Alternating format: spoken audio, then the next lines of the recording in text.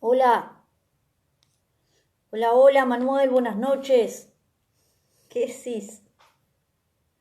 ¿Cómo andan? Hola, María Isabel. Ah, María Isabel, qué bueno que estés ahí. Vamos, vamos. Vamos a ponerle toda la garra, toda la onda. Acá los saludo con la manito. Hola, Cristian, ¿cómo andás? Hola, David. ¿Qué decís? Buenas noches, salute. Gracias. Soy linda, David. Gracias, David, muchas gracias. Es solamente una opinión, pero hace mucho bien escucharlo.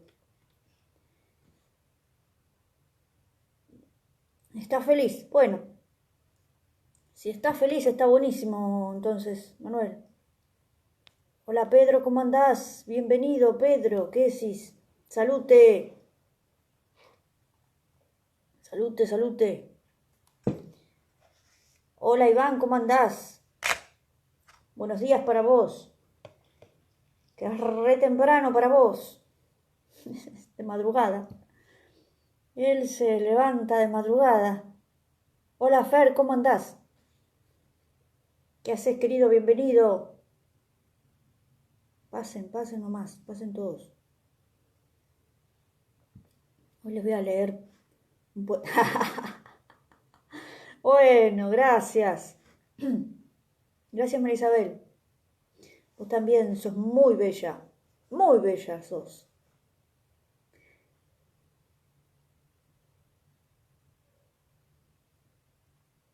Te acompaño con mate. Gracias, David.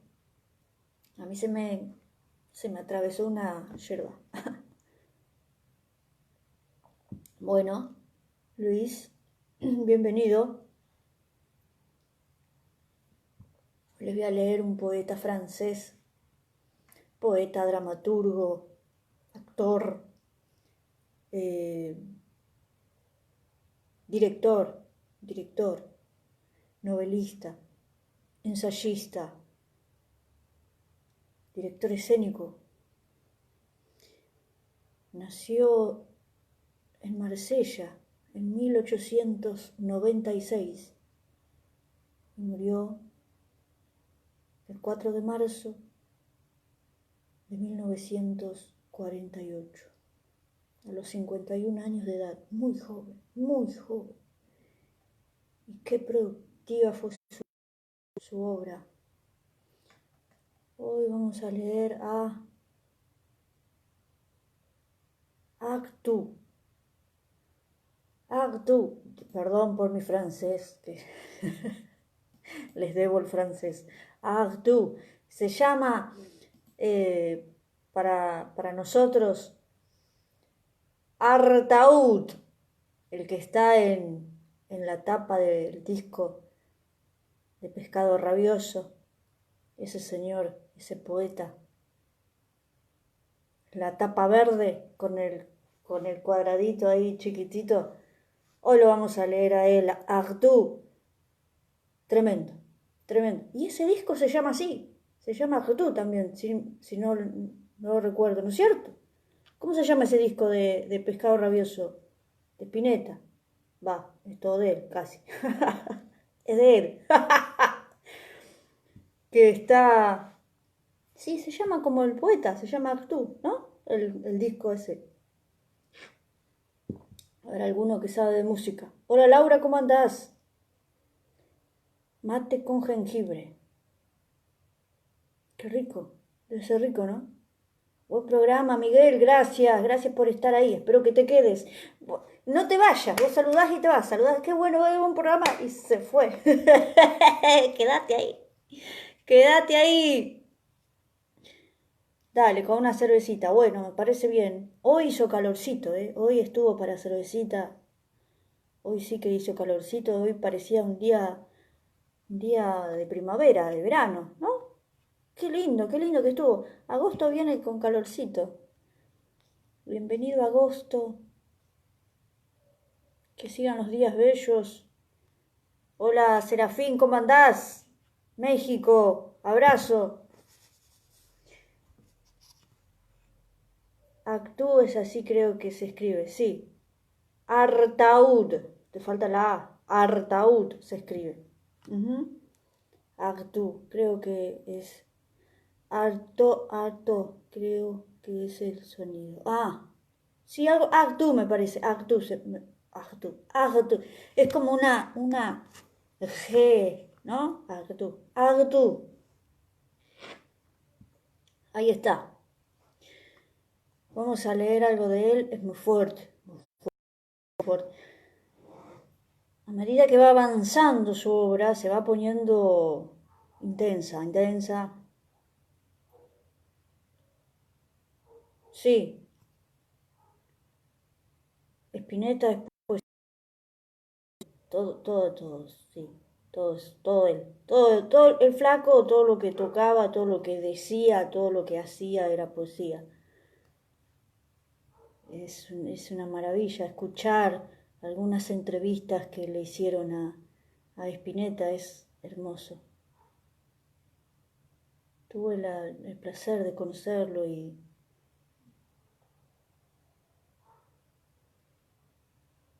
qué belleza el flaco. Serafín, buenas noches. Abrazo. Entonces,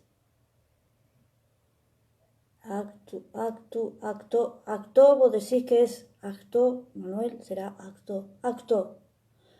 Bueno, ya sabemos de quién es, ya sabemos de quién estamos hablando. En México ahora es de mucha lluvia. Ah, ¿está lloviendo? Bueno, estuvo muy buena la cerveza con papitas en el taller cuando terminé mi día. Ah, qué bien. Sí, eso es lo mejor del día, ¿no? David, lo mejor del día es terminarlo al día y sentir esa satisfacción del objetivo cumplido, de un día productivo, ¿no? Esa cosa del trabajo hecho. Qué lindo, qué lindo. Y qué lindo ese reposo, ¿no? El reposo ese del guerrero. El reposo con una cervecita, con una papita, con una musiquita.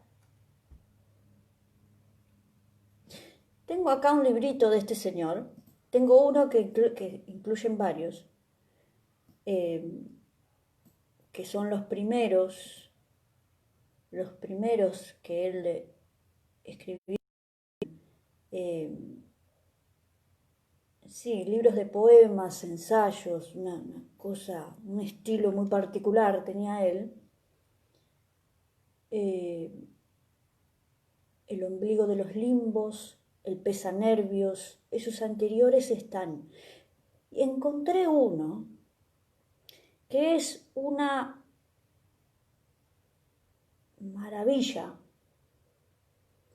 que cuando lo empecé a leer, cuando estaba eligiendo el texto para leer hoy, porque tiene algunos textos muy fuertes, no quería de pronto leer algo demasiado heavy, porque después a este video lo ven durante el día y por ahí lo ven chicos, no sé. Como que me dio un poquito de cosita, ¿no? Ir con todo.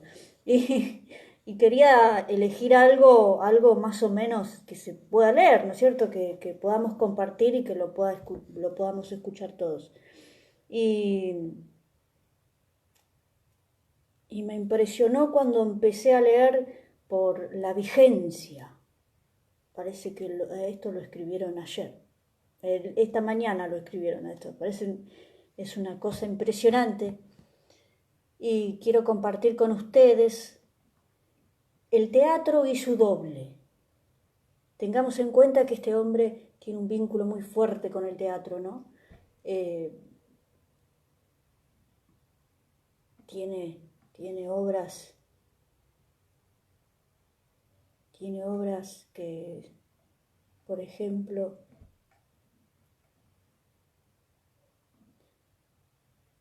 Antología entre el teatro y la peste. Tremendo, ¿no? Ese vamos a leer ahora. Vamos a leer eso, que el prólogo, el teatro y su doble se refleja igualmente en la novela histórica. Vamos a leer el teatro y su doble. Ustedes escuchen la vigencia que tiene esto. Nunca, cuando se trata de la vida misma que está en juego, hemos hablado tanto de civilización y de cultura.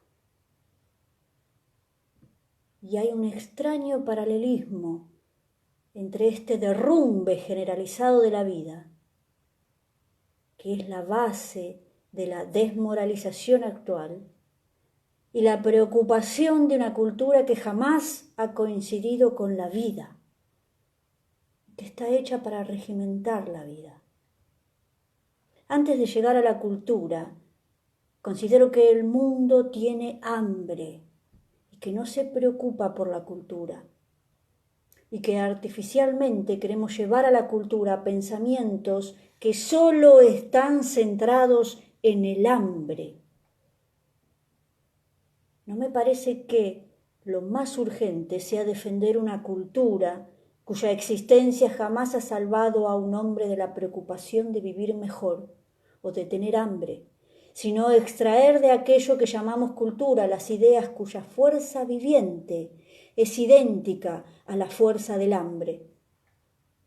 Sobre todo, tenemos necesidad de vivir y de creer en aquello que nos hace vivir y de creer en alguna cosa que nos hace vivir y aquello que sale del interior misterioso de nosotros mismos no debe recaer perpetuamente sobre nosotros mismos.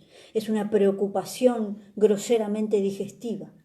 Quiero decir que si a todos nos importa comer de manera inmediata, más nos importa aún no derrochar en la preocupación de comer de inmediato nuestra simple fuerza de tener hambre. Si el signo de la época es la confusión, yo veo como base de esa confusión una ruptura entre las cosas y las palabras, las ideas, los signos que son representación de las cosas. Por cierto, nos faltan los sistemas de pensamiento. Su número y contradicciones caracterizan nuestra vieja cultura europea y francesa. Pero ¿en qué caso vemos que la vida, nuestra vida, haya estado afectada en algo por esos sistemas? No digo que los sistemas filosóficos sean algo que pueda aplicarse directamente y de inmediato, pero una de dos. O esos sistemas están en nosotros, o estamos impregnados de ellos hasta el punto de vivirlos. Y entonces, ¿qué importan los libros? O no estamos impregnados de ellos y entonces no tienen el mérito de hacernos vivir. En ese caso, ¿qué importa si desaparecen? Es necesario insistir en esta idea de la cultura en acción y que se convierte en nosotros en un órgano nuevo, una suerte de soplo de vida secundario, y la civilización surge de la cultura que se aplica y que rige hasta nuestras acciones más sutiles. El espíritu presente en las cosas. Solo artificialmente separamos la civilización de la cultura, y hay dos palabras para significar una única e idéntica acción. Juzgamos a alguien civilizado según el modo en que se comporta y piensa cómo se comporta. Pero ya en la palabra civilización aparece la confusión. Para todo el mundo, alguien civilizado y cultivado es un hombre modelado en base a sistemas, que piensa en sistemas, en formas, en signos, en representaciones. Es un monstruo que ha desarrollado hasta el absurdo esa facultad que tenemos de derivar pensamientos de nuestros actos, en vez de identificar nuestros actos con nuestros pensamientos. Si a nuestra vida le falta una constante magia, es porque nos complace observar nuestros actos y perdernos en consideraciones acerca de las formas imaginarias de nuestros actos, en vez de ser expuestos por ellos. Y esa facultad es exclusivamente humana. Diría incluso que es una infección de lo humano que nos estropea las ideas que hubieran debido seguir siendo divinas, ya que pienso que lejos de creer en lo sobrenatural, lo divino inventado por el hombre es tan solo la intervención milenaria del hombre que ha terminado por corromper lo divino. Todas nuestras ideas sobre la vida deben retomarse en una época en la que ya nada adhiere a la vida. Y esta penosa escisión es la causa de que las cosas se venguen y de que la poesía ya no esté en nosotros y de que ya no encontremos apoyo más que en el costado malo de las cosas. Qué maravilloso esto. Y jamás hemos visto tantos crímenes cuya singularidad solo se explica mediante nuestra impotencia para poseer nuestra significar una única e idéntica acción. Juzgamos a alguien civilizado según el modo en que se comporta y piensa y cómo se comporta. Pero ya en la palabra civilización aparece la confusión. Esto es maravilloso.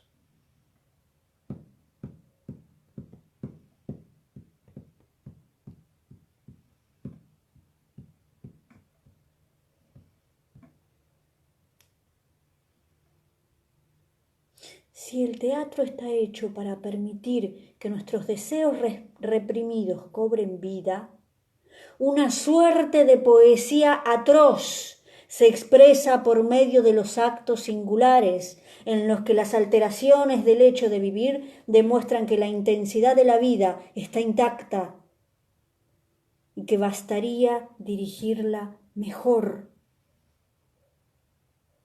Pero por mayor que sea intensidad con la que reclamamos la magia, en el fondo tenemos miedo de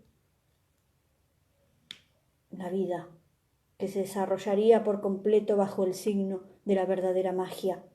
De este modo, nuestra ausencia arraigada de cultura se asombra de ciertas grandiosas anomalías y de que, por ejemplo, en una isla, sin ningún contacto con la civilización actual, el simple paso de un barco que transporta nada más que gente en buen estado de salud pueda provocar en esa isla la aparición de enfermedades desconocidas y que son una especialidad de nuestros países: reumatismo, sinusitis, gripe, influenza, polineuritis, etc.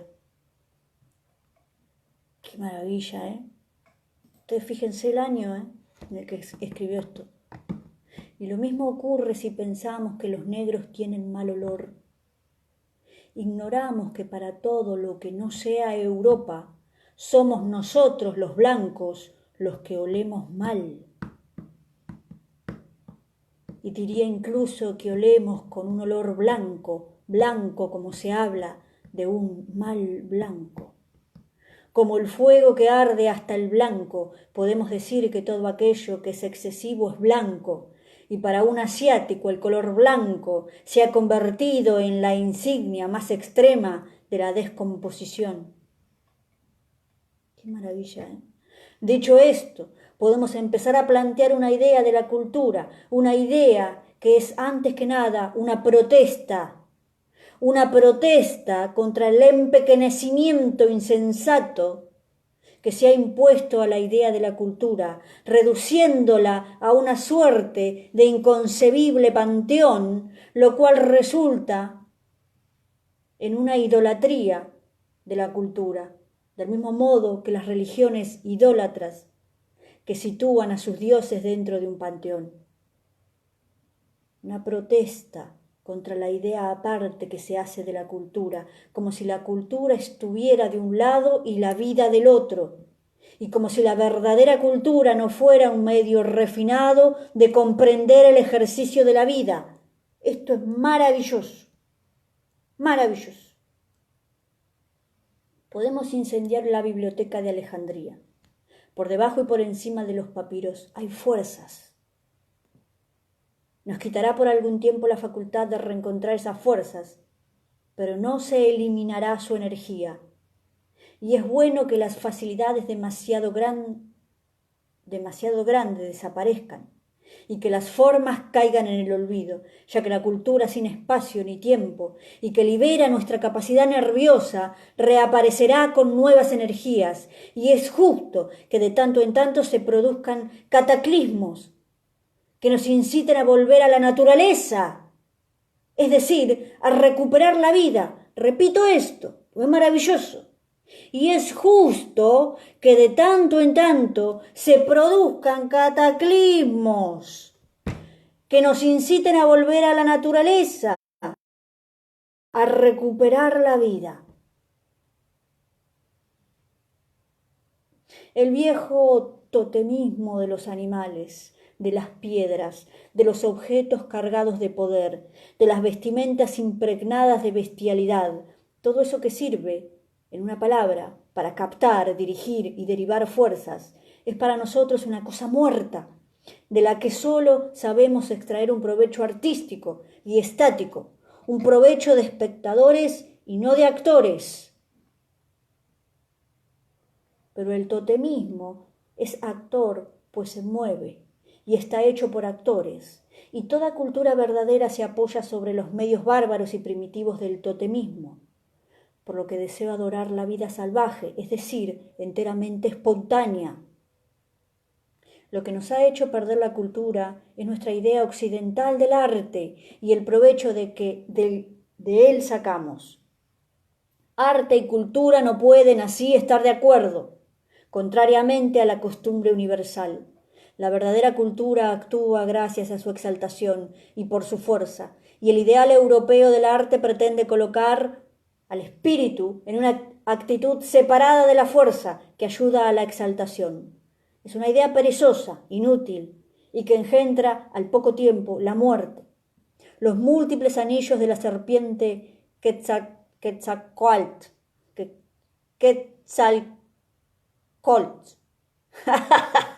son armoniosos porque expresan el equilibrio y los giros de una fuerza durmiente. Y la intensidad de las formas solo está allí para seducir y captar una fuerza que en música emana de un clavecín desgarrante. ¿Ustedes escucharon, no? Les voy a leer esto último, porque continúa, aquí me voy a saltear una parte. Destruir el lenguaje para tocar la vida es hacer o rehacer el teatro, y lo importante es no creer que este acto debe seguir siendo sagrado, es decir, reservado. Lo importante es creer que cualquiera puede hacerlo y que hace falta una preparación. Esto lleva a negar las limitaciones habituales del hombre y los poderes del hombre, y a hacer infinitas las fronteras de aquello que llamamos la realidad. Es necesario creer en un sentido de la vida renovado por el teatro, en el que el hombre impávidamente se vuelve amo de lo que todavía no es, y lo hace nacer. Y todo lo que aún no ha nacido puede nacer todavía, siempre que no nos contentemos con ser simples órganos de repetición. Además, cuando pronunciamos la palabra vida, es necesario comprender que no se trata de la vida reconocida por fuera de los hechos, esa especie de frágil pero móvil foco al que las formas no tocan. Y si existe en esta época algo infernal y verdaderamente maldito, es demorarse artísticamente en las formas en vez de ser como los condenados a la hoguera, a los que se quema y que hacen signos.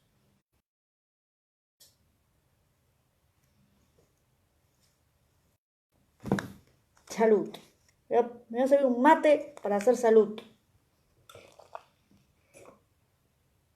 Este hombre fue un genio.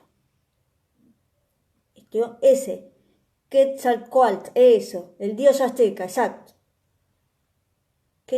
Quetzalcóatl, Quetzalcóatl. Ese. Sí, qué buenísimo, ¿no?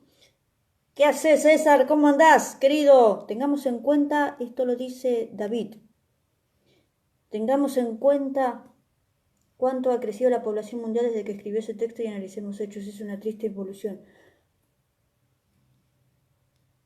No hubo un gran movimiento, ¿no?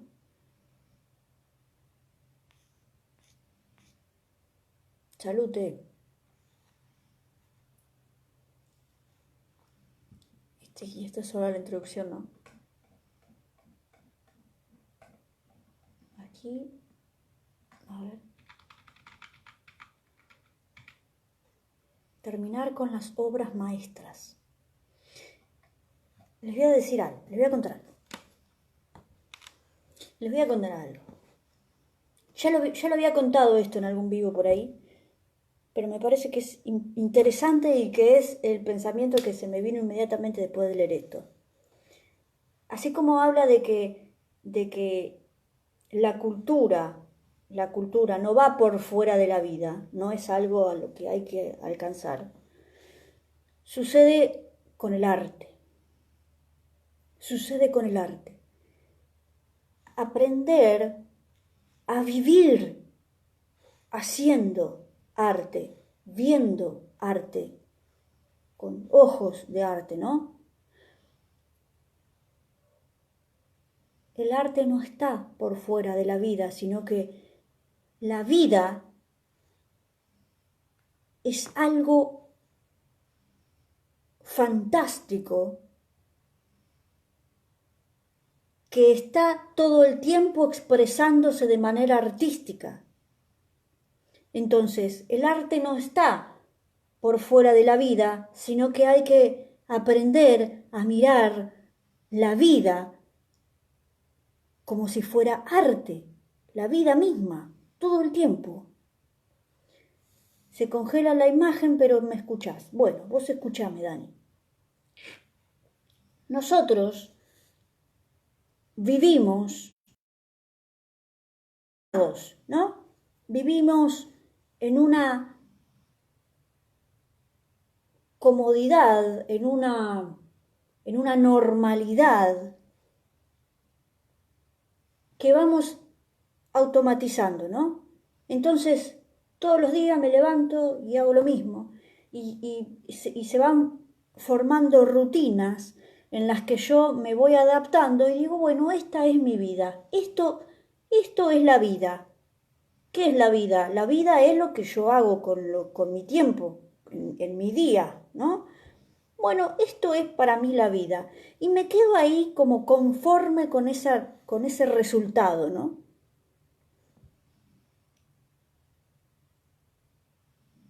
¿Y qué pasa con el arte? ¿Qué pasa con el hecho creativo? ¿Qué pasa con la cultura? ¿Qué pasa con vivir la vida enalteciéndola? ¿Qué pasa con hacer lo que nos hace felices, ¿no? ¿Qué pasa con...? Porque pareciera que cuando yo hago algo que me da felicidad, es un hecho extraordinario, es algo que no pasa. Es algo que, porque no pasa siempre. ¿Por qué? ¿Por qué no podemos ser felices a cada ratito? ¿Por qué no podemos ser felices en cada momento? ¿Por qué no? ¿Por qué no nos podemos dar una vida repleta de arte? ¿Por qué no? Si la vida la elijo yo. Yo elijo qué hacer con mis días. Yo elijo dónde colocar mi energía. Yo elijo qué datos mirar. Yo elijo.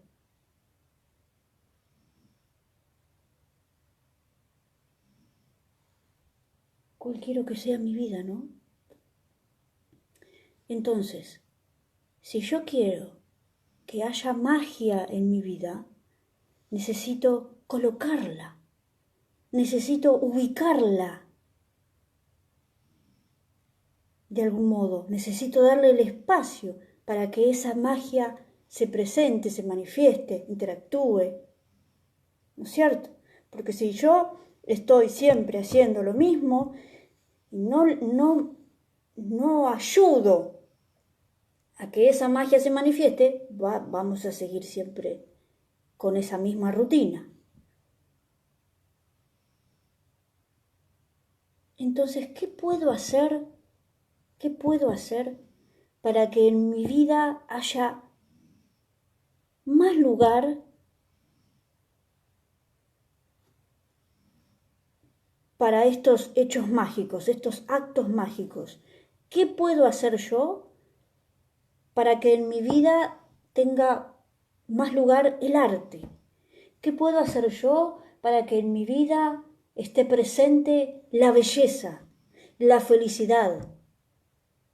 ¿Qué es lo que puedo, dónde puedo intervenir yo ahí? Yo estoy convencida, casi que lo puedo firmar, puedo poner mi firma acá en lo que voy a decir. Esto lo dice Anita Maidana, lo firmo, lo subrayo, lo firmo.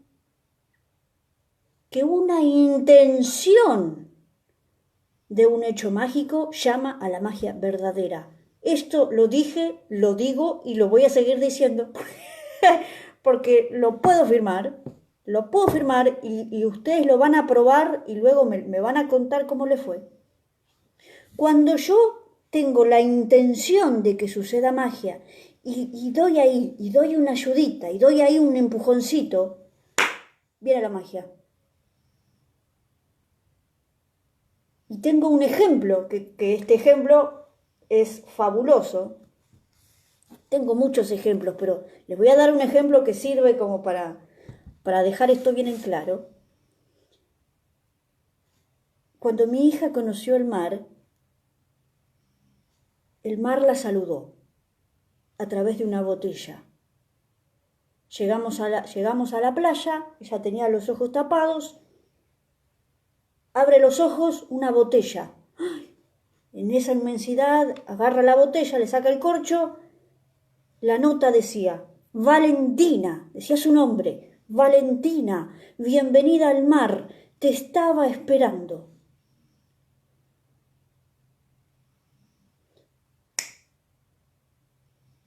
Se quedó pasmada, como que el mar me está saludando, el mar me está dando la bienvenida. A todo lo que veía le mostraba la notita, el mar me mandó la notita, me mandó una botella, enloquecida con el mar, porque el mar me habla. Voy a hablar con... Se la pasó, estuve más de una semana ahí en el mar con ella, se la pasaba conversando con el mar. Por ahí me decía, ma, el mar me dice que quiere ser mi amigo. Ah, mirá vos, al rato, ma, el mar me dijo que me va a cuidar, que me cuida. Porque, ah, mirá vos, bueno, charlaba con el mar. Un día que el mar estaba difícil, estaba picadísimo, la gente salía del agua porque no se podía ingresar, estaba muy complicado, estaba muy picado. Valentina me dice, no sé qué le pasa hoy. Me parece que se quiere llevar a todos. Conversaba con el mar. A lo que voy es a lo siguiente. Ese gesto de intención de magia, que fue el de la botella, hizo que todo lo que venía después ya no era por ese gesto, ya venía por otras cuestiones, ¿me explico? Llama a la magia verdadera. Hay que abrirle la puerta. Hay que abrirle la puerta para que luego venga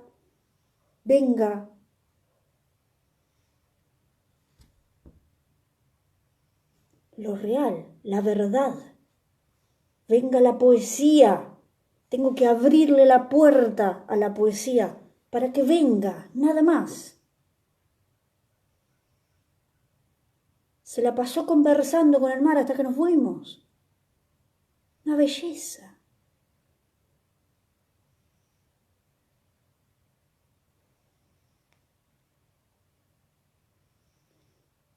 La magia, tengo que dar el lugar para que venga. Tengo que hacer un lugarcito para que se instale y sea parte de la vida. Es parte de la vida, no sucede afuera. La vida es arte, no es que el arte sucede.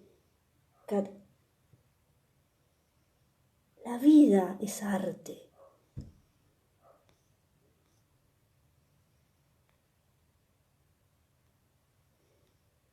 Uy, te leo, Fer. Cuando se lee un poco de historia del arte desde lo clásico del griego está. Ah, claro. Es la mordaza medieval, desde el siglo IV hasta el XV, luego queriendo recuperarnos con el Renacimiento, Barroco, Neoclásico, recién en el siglo XX la literatura evoluciona. O sea, lo digo desde mi perspectiva. Siento que después del Imperio Romano la humanidad sufrió involución en lo que es arte. Ahora nos estamos volviendo a encontrar con la idea antropocéntrica. Bueno. Hola Jorge, qué interesante, Fer. La inspiración para que venga la magia. Sí, César, totalmente. Totalmente de acuerdo. Claro, Raquel, poner magia a cada momento que vives. Exactamente. Crearlo así.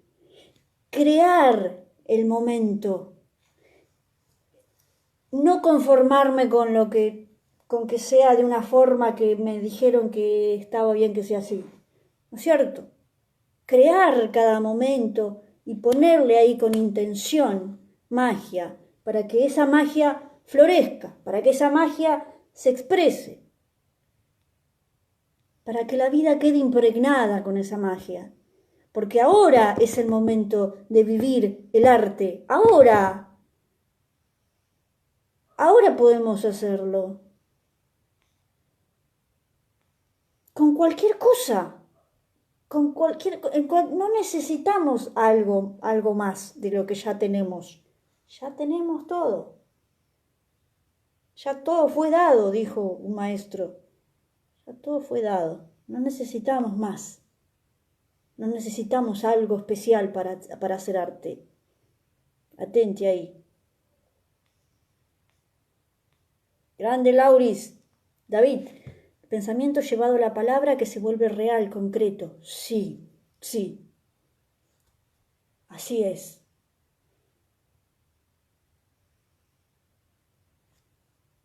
De acuerdo, Manuel. Qué bueno. El momento es ahora, ¿eh? La vida es mágica, Marisabel, sí. Sí, sí. Inspirarse aunque parezca alocado.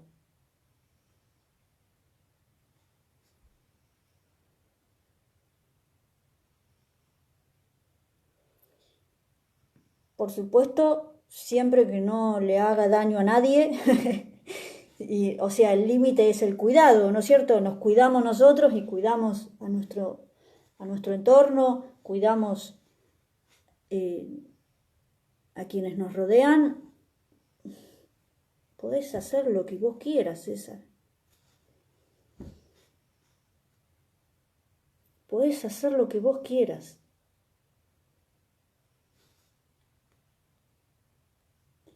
Hola, Inran. Raquel, tenemos todo, tenemos la vida. Sí, tenemos todo, Raquel. Ya todo fue dado, ¿eh? no necesitamos nada más.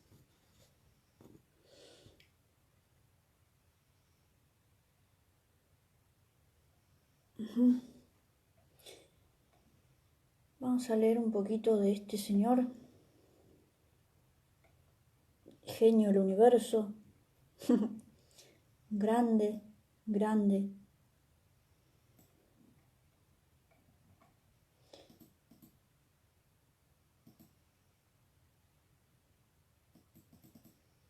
Vamos a leer algo del comienzo que es algo más tranquilo, ¿no? El ombligo de los limbos.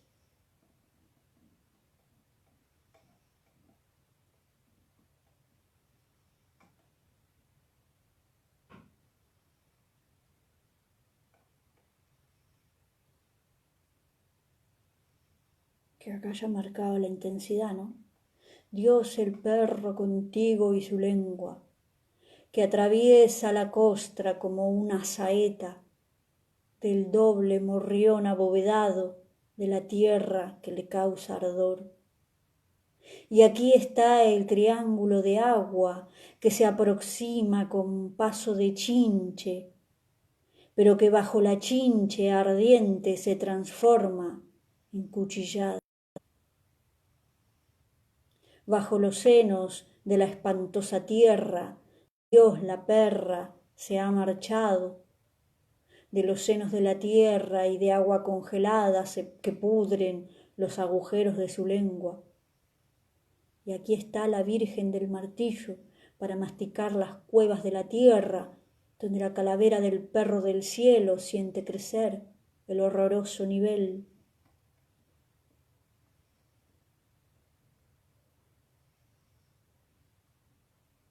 ¿Qué haces, querida? Annalisa, ¿cómo andás? ¿Cómo anda tu hijo? Anda bien, ¿no? Ya se recuperó. Se recuperó, ¿no? Poner la magia, eso solo se necesita. Eso. Pegarle un chiflido a la magia que viene. Eso nada más. Annalisa, hola querida amiga, un placer escucharte. Vamos a leer doctor. Hay un asunto sobre el cual hubiera querido insistir. Es el de la relevancia de la cosa sobre la cual operan sus inyecciones. Esta especie de languidecimiento esencial de mi ser, esta disminución de mi estiaje mental, que no quiere decir, como podría creerse, un rebajamiento cualquiera de mi moralidad, de mi alma moral, o ni siquiera de mi inteligencia, sino más bien de mi intelectualidad servible, de mis recursos razonantes, y que se relaciona más con el sentimiento que tengo yo mismo, de mí mismo, yo, que con lo que pongo de manifiesto a los demás de él. Esta vitrificación sorda y polimorfa del pensamiento, que en cierto momento elige su forma, hay una vitrificación inmediata y llana del yo en el centro de todas las posibles formas, de todos los modos posibles del pensamiento. Y señor doctor, ahora que usted está bien enterado de lo que puede ser alcanzado en mí y curado por las drogas, de la zona de conflicto de mi vida, espero que sabrá suministrarme la cantidad suficiente de líquidos sutiles, de reactores especiosos, de morfina mental, capaces de sobreponer mi abatimiento, de enderezar lo que cae, de juntar lo que está separado, de reparar lo que está destruido. Le saluda mi pensamiento. Esto es tremendo. Esto es tremendo. Todo lo que dijo ahí este hombre. Y voy a leer esto de nuevo porque es lo que yo creo. Es lo que yo creo.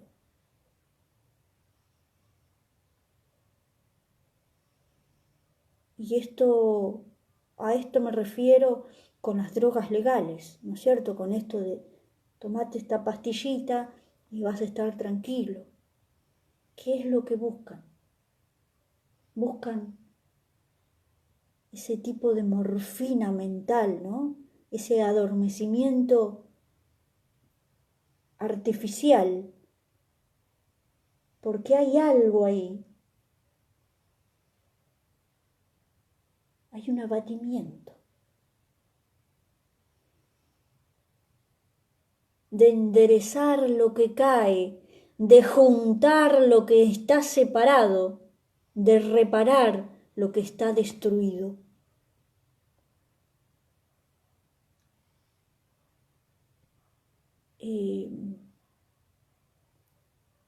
Entiendo que cuando hay algo que está destruido, que es demasiado fuerte, digamos, hay algo que está destruido y puede hacer daño, se puede hacer daño a sí mismo y puede hacer daño a los demás. Entiendo que es necesario frenar ciertas acciones, ¿no? Y por eso se recurre a este adormecimiento. Pero no lo repara. No lo repara. No une lo que está separado. No endereza lo que cae. Eso que está separado continúa separado. Lo único que hace es contenerlo, es sosegarlo, pero no lo repara.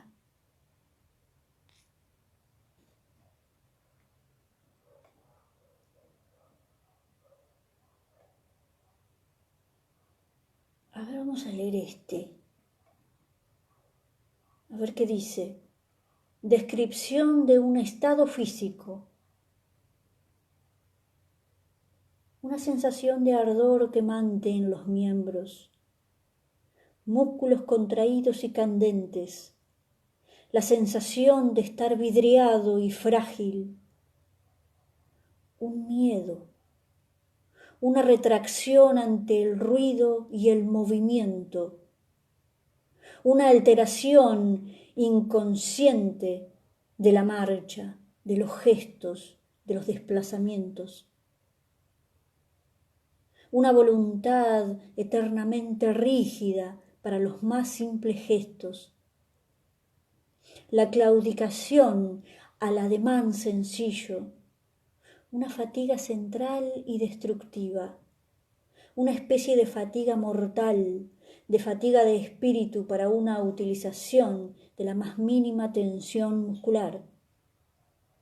El ademán de tomar, de agarrarse inconscientemente de algo que será sostenido por una voluntad dedicada. Una fatiga de nacimiento del mundo, la sensación de cargar un cuerpo, un increíble sentimiento de fragilidad que se transforma en dolor partiente.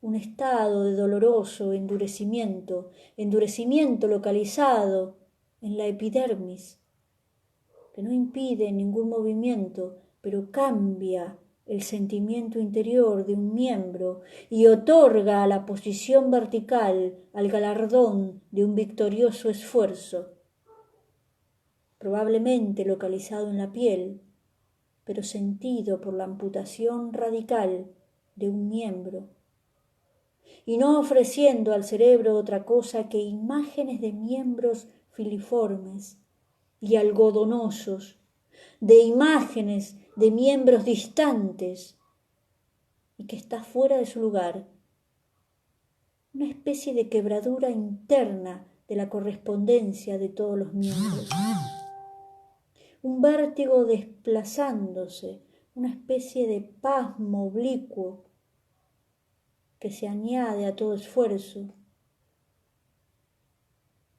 una coagulación de calor que oprime toda la superficie del cráneo o se quiebra en pedazos, placas de calor en movimiento, un dolor paroxístico del cráneo, una incisiva presión de los nervios, la nuca agarrada al sufrimiento, las sienes que se cristalizan o se marmorizan, una cabeza pateada por caballos. Ahora habría que referirse a una descorporización de la realidad, de esa especie de ruptura abocada, se diría, a reproducirse por sí misma entre las cosas y el sentimiento que ellas causan en nuestro espíritu, el lugar que ellas deben ocupar. Esta ordenación inmediata de las cosas en las células del espíritu, no tanto en su orden lógico como en su orden sentimental afectivo,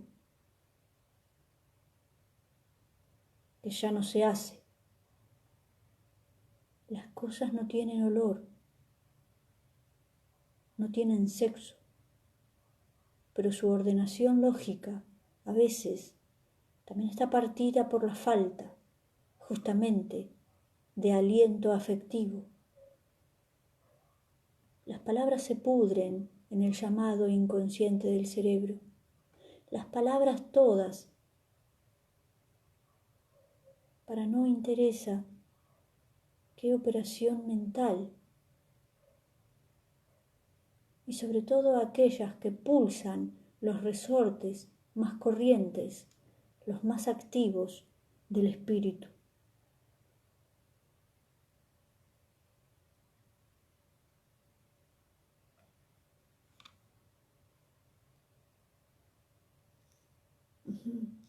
Tremendo, terrible tanto como real.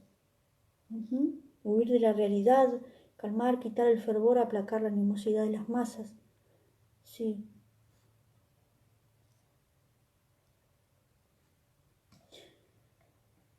Muy bien. Hoy les quería leer a Artaud, o como se pronuncia en francés, Artaud, como el disco de Spinetta. Qué hermoso, ¿eh? Qué hermoso conocer la obra de este hombre.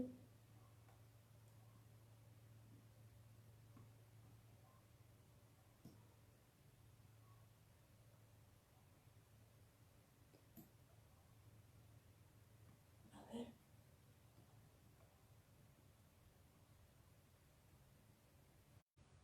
A ver si hay alguna poesía por acá.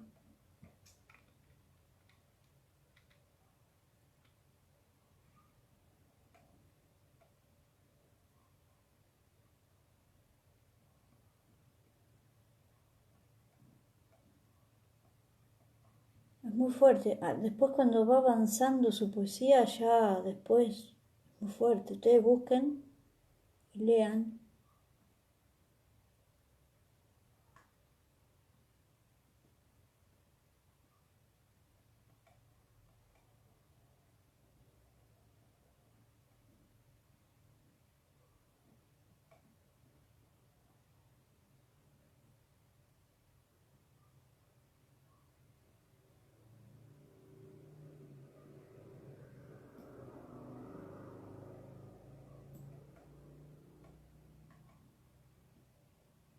Claro, tiene ahí un conflicto con la medicina, porque acá también estoy leyendo.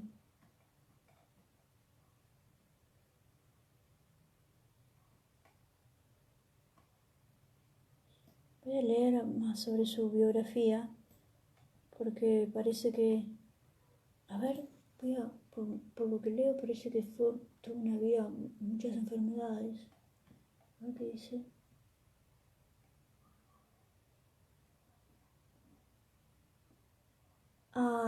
Pasa 9 años en manicomios, ahí es cuando, cuando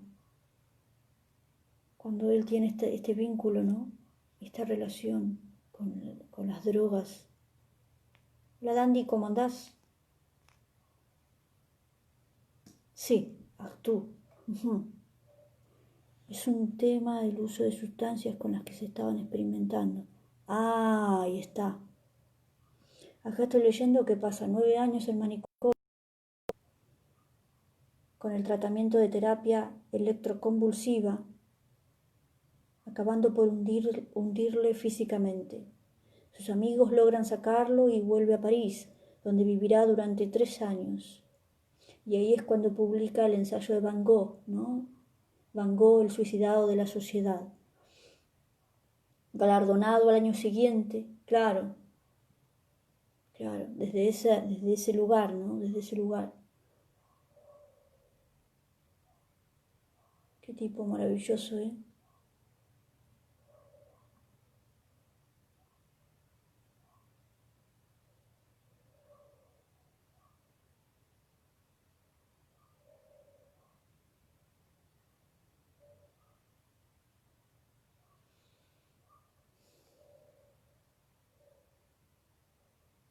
Se sospechaba que murió de una sobredosis letal de hidrato de cloral, aunque se desconoce si él era consciente de su letalidad. La clínica se encuentra... murió en una clínica psiquiátrica. Las últimas palabras escritas de este precursor del teatro del absurdo fueron: de seguir convirtiéndome en ese hechizado eterno, etcétera, etcétera.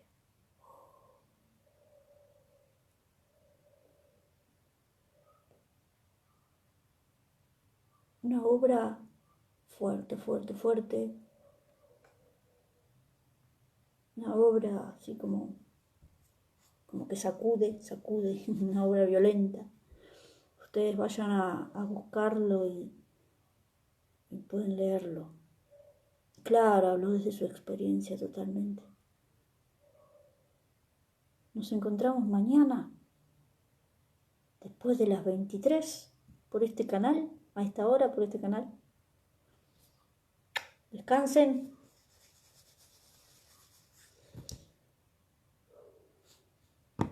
Y vamos a ponerle magia.